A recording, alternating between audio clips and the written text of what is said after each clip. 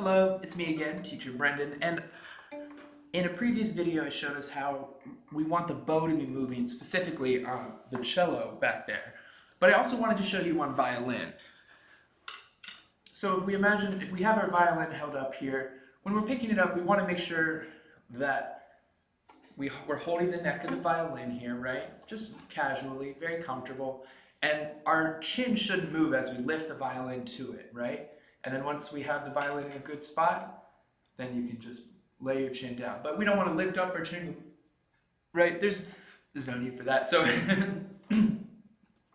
very casual, we just go boop, and then lay our chin into it. And this is called a chin rest, but that's there's a bit of a misconception with it. We actually want to put our jaw on it. So this part right here, our jawbone is what's going to lean right into that chin rest. See? And my chin itself is actually floating. It's not touching the instrument here. Yeah, so so I wanted to go over a quick little full bow open string exercise here where we go in from the bridge or the frog of the bow, which is this here, all the way to the tip, and we're keeping the bow nice and parallel with the bridge, that line right there. So before I start, I want to go over what not to do, what we shouldn't want this to look like while we're playing. So if our bow is coming in at this angle, we get a pretty atrocious sound, right? And likewise, if we're coming in this way, it's just not the best approach to get a good, full, clean sound. So in order to get that clean sound, we go for parallel bows. Let me try it here on the lowest string. Right? So we want to make sure that that bow is moving.